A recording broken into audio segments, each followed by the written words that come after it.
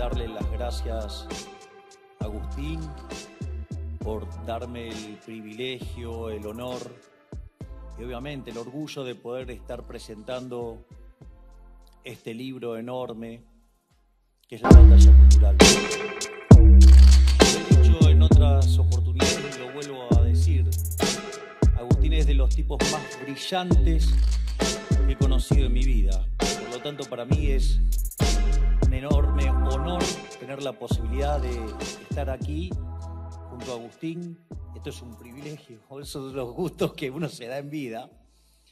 Y al mismo tiempo con Nicolás, que recuerdo cuando hicimos hace unos años en el Auditorio Belgrano, hicimos también una presentación que dejó mucho para cortar, fue muy valioso. Por lo tanto, en primer lugar, digamos gracias a Agustín y gracias a vos también, Nicolás, porque estamos replicando en alguna medida aquello que pasó en aquel momento que fue tan especial y que generó tanto impacto.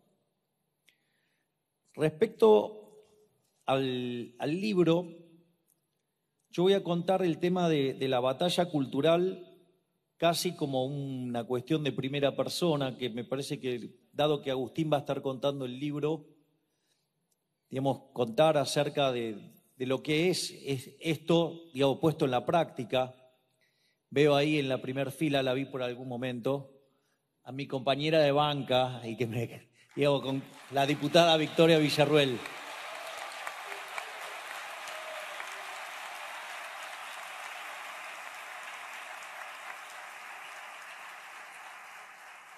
Porque le puedo asegurar que no es tan fácil como parece. Pero al margen de cualquier otra cuestión, lo primero que, si nosotros queremos revertir este resultado, lo primero que tenemos que darnos cuenta es que la batalla cultural la perdimos. Es decir, cuando el planteo que hace Nicolás y dice, hagamos esto como si pudiéramos ganarla, que yo estoy convencido que la vamos a ganar, y de hecho la estamos ganando.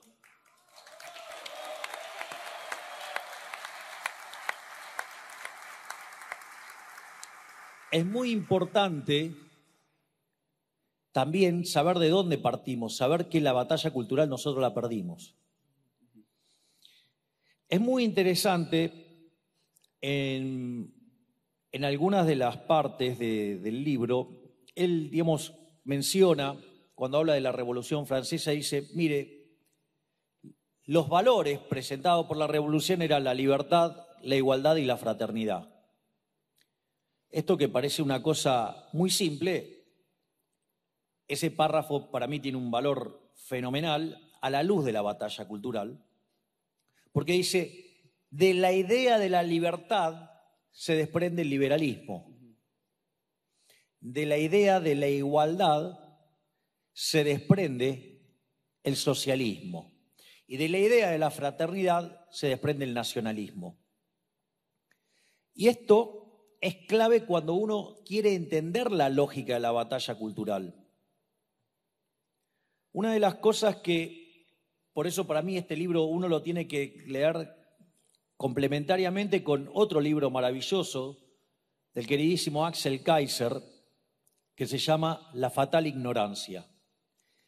En ese libro, una de las cosas que explica el queridísimo Axel Kaiser, aviso, aclaro, por si hacía falta.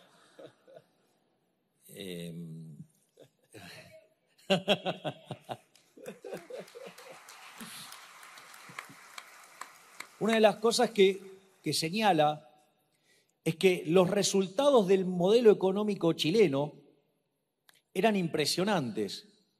Y sin embargo, ya hace muchos años, Axel Kaiser predecía, pero se va a caer, el modelo se va a caer. Y eso también en algún sentido, en algún momento hasta lo menciona Agustín, dice, mire, la batalla no es estrictamente lo económico, porque el caso chileno es exitoso en lo económico y sin embargo se cayó. Entonces, uno debería explorar, lo explora Kaiser, lo explora Lage.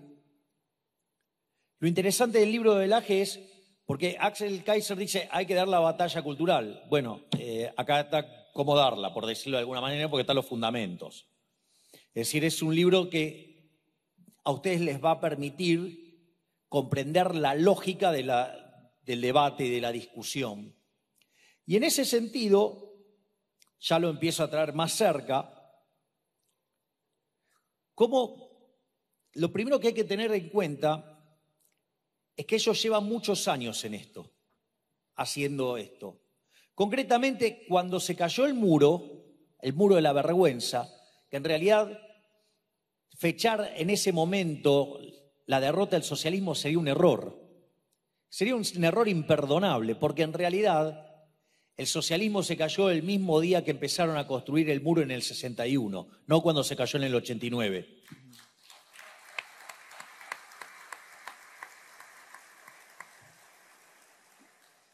Y en ese sentido, cuando se cae el muro, la realidad es que uno de los grandes parásitos del mundo, Cuba, con lo cual digo, empiezo a dar definiciones sobre lo que va a ser mi política exterior.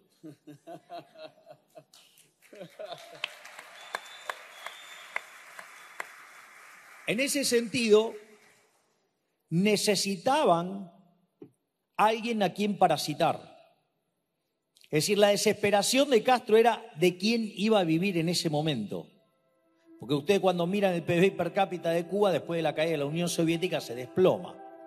Frente a esa situación, se arma lo que se conoció como el Foro de San Pablo, donde el objetivo final del Foro de San Pablo era establecer la Unión Soviética Latinoamericana. Es decir, que cuando Nicolás habla de que esto, digamos, es una pelea en serio, es en serio. No son adversarios, son rivales. Es decir, son el enemigo.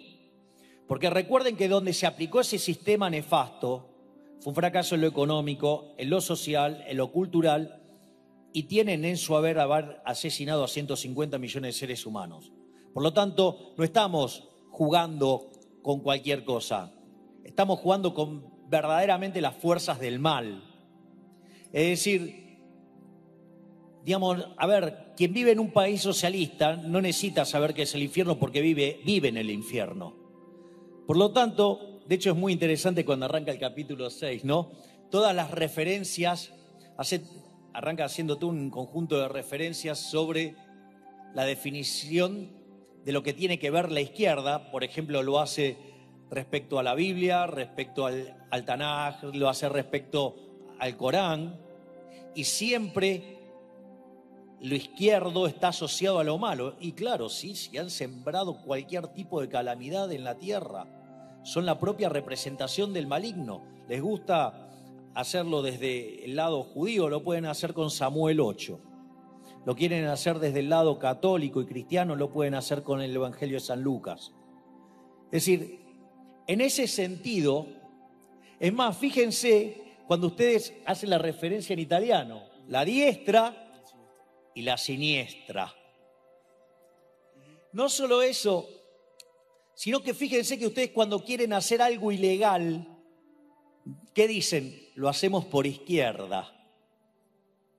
Digo, es bastante claro, o sea, ese preludio del capítulo 6 es maravilloso, que de hecho es el último del capítulo, del libro.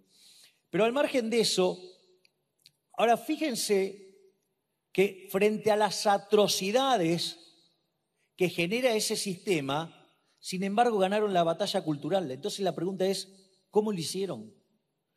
Y para eso yo quiero mencionar dos autores que son claves en entender esto. Uno es Gramsci. Porque ¿qué era lo que decía Gramsci? Que para que la batalla cultural, para que el socialismo fuera exitoso había que impregnarlo en la sociedad. Entonces, ¿cómo lo hacían? Mediante la educación, mediante los medios de comunicación, mediante la cultura. Y de esa manera van contaminando la forma de pensar de la gente. Se crea la idea de lo políticamente correcto. Fíjense que esto es tan así y ellos han sido tan exitosos, porque esto es lo que hay que comprender, ellos han sido exitosos en esto. Ellos lograron tener de presidentes en Argentina a Néstor Kirchner, a Cristina Kirchner, ahora a Alberto Fernández. En Uruguay a Pepe Mujica, a Tabaré Vázquez. En Chile a Lago, a Bachelet, ahora a Boric. En Perú lo tienen a Castillo. En Venezuela a Chávez, ¿sí? Y a Maduro. Lugo en Paraguay.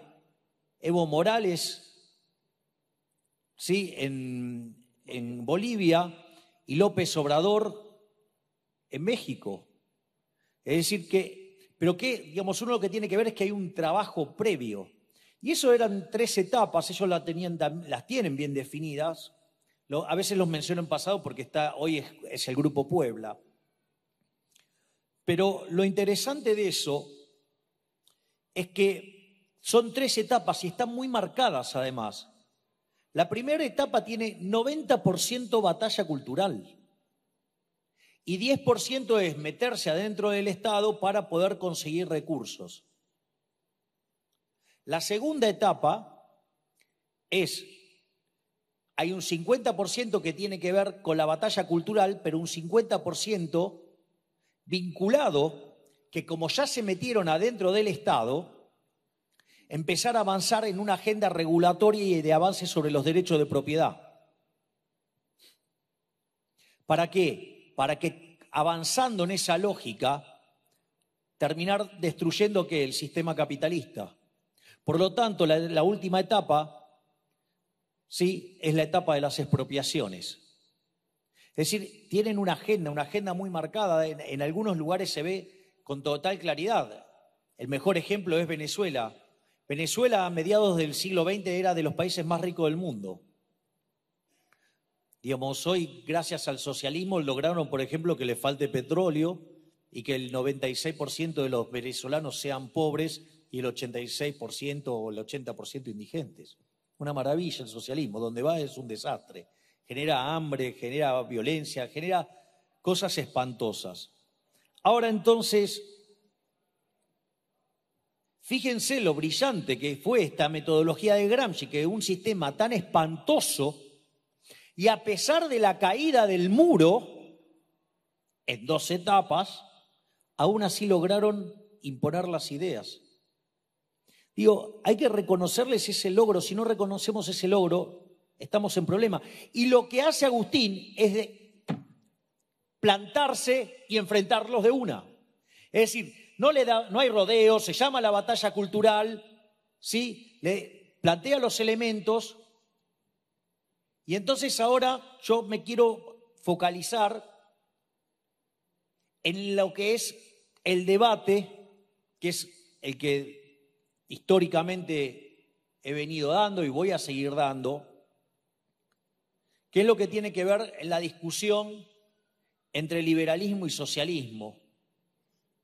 Es decir, entre el capitalismo de libre empresa y el socialismo real, que es el comunismo, porque no se dejen engañar, cualquier solución intermedia es inestable y tiende a socialismo.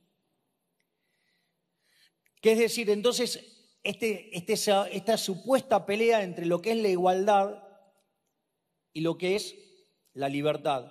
Y si ustedes se fijan, después de la caída del muro, a la luz de los abrumadores resultados, la izquierda no hace un planteo en lo económico. En el único lugar donde se discute, digamos, en la economía es acá. Es decir, al único que se le ocurre decir que la Unión Soviética fue un éxito es a la izquierda, acá, nada más. O sea, a nadie se le ocurre decir semejante disparate. Con lo cual acá tenemos alguna ventaja, porque, digamos, la izquierda acá no puede sumar ni con un abaco, no hacen un cero, digamos, ni con un vaso. Entonces, digamos, alguna cosa es tan simplificada porque hay que empezar a discutir los datos acá, o sea, para que vean lo atrás que estamos.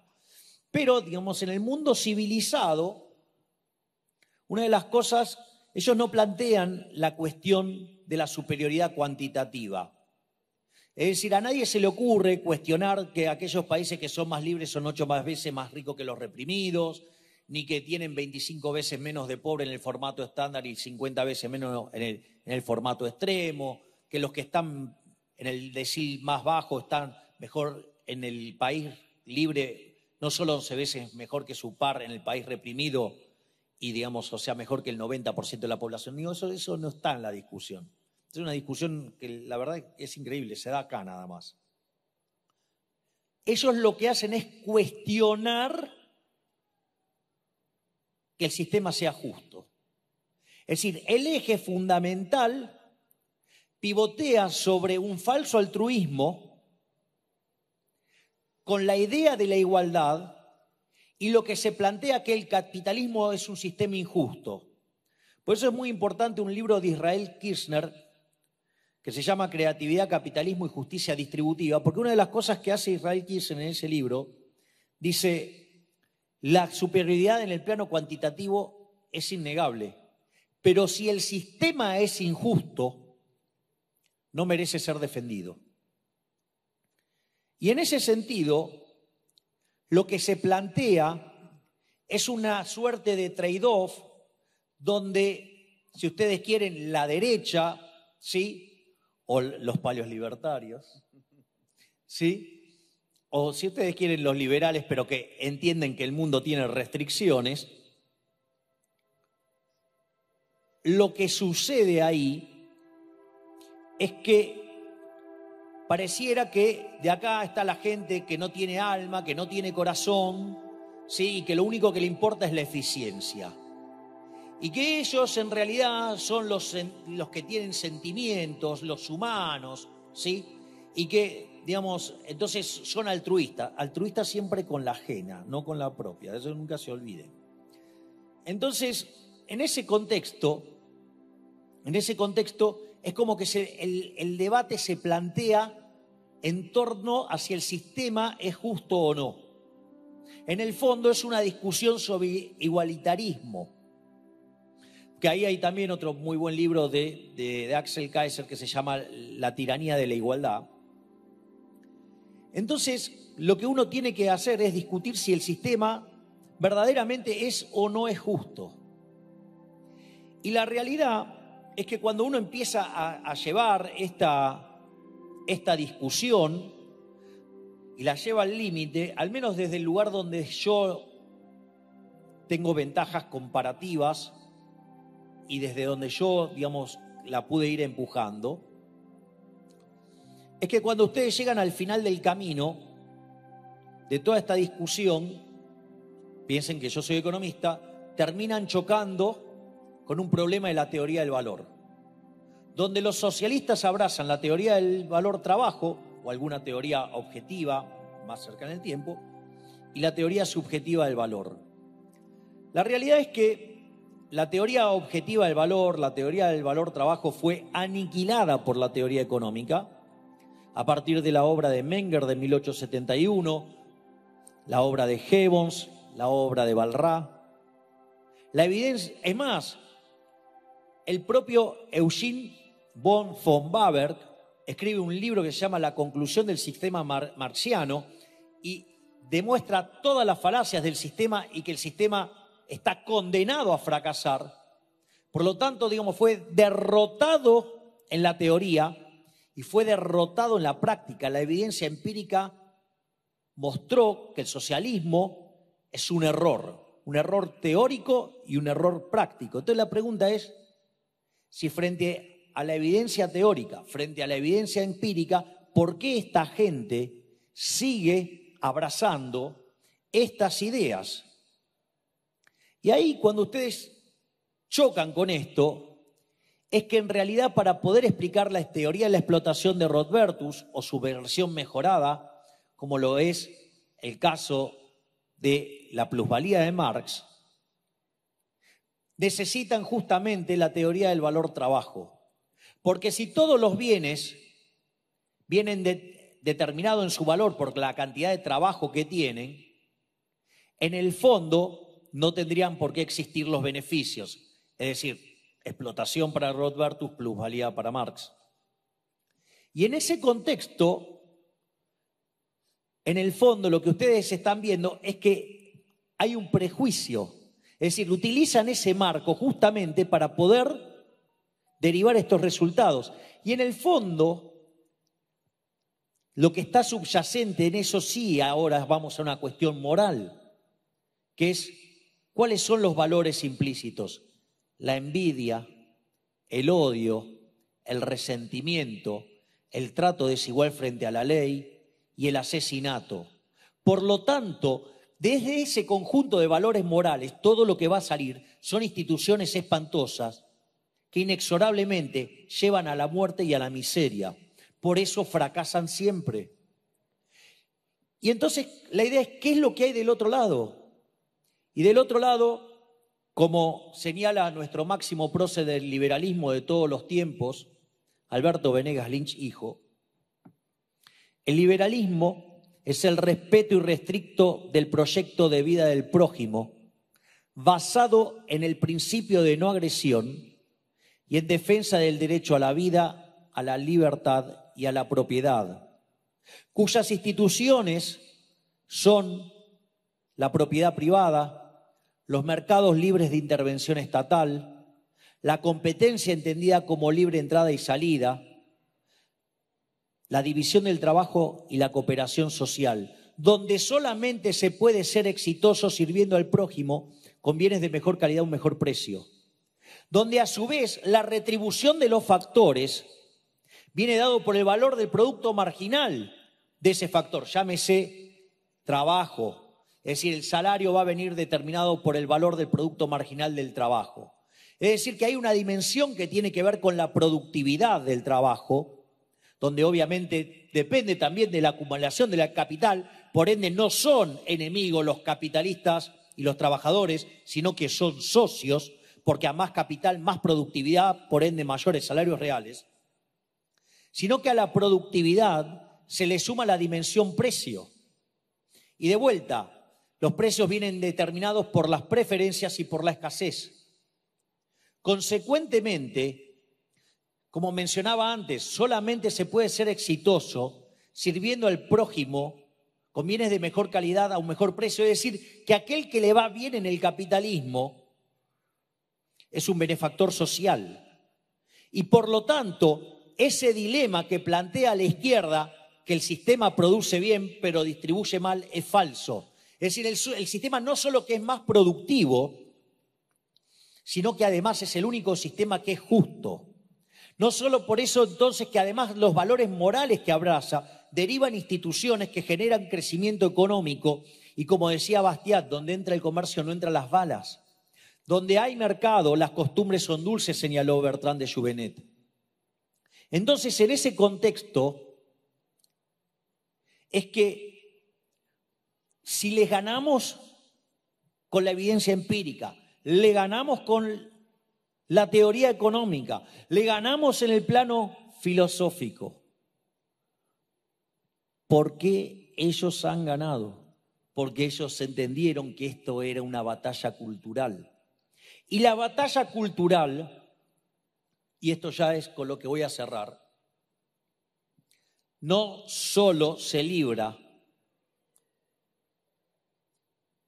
escribiendo, no solo se libra dando conferencias, ni tampoco peleándose con todo cuanto zurdo aparezca en la tele.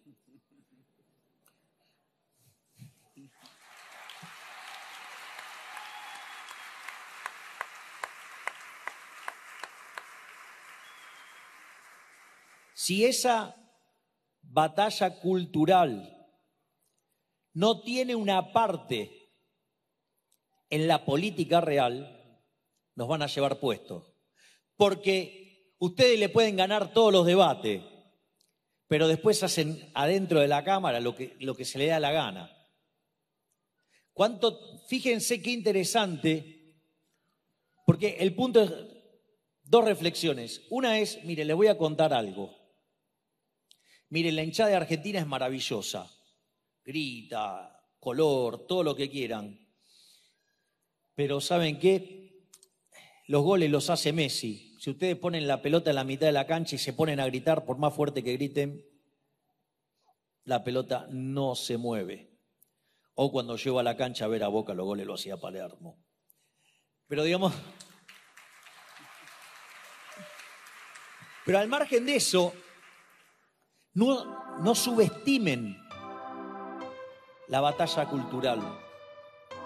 No subestimen también la interacción con la política, porque ustedes pueden seguir dando la batalla cultural con su testimonio de acciones en la política. Y eso es lo que venimos haciendo regularmente con Victoria desde la Cámara.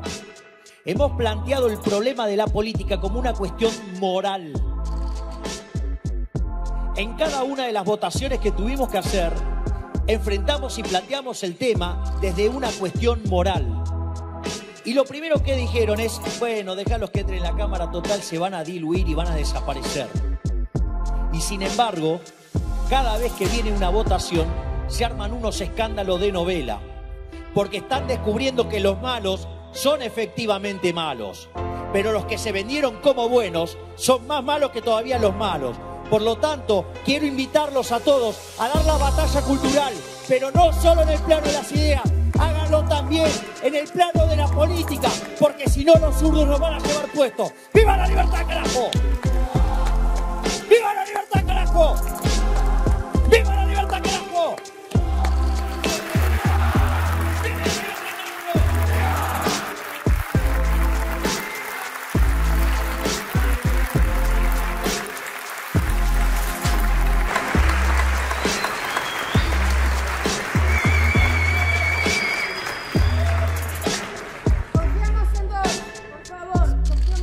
Yo confío en ustedes, porque si no me ponen los votos...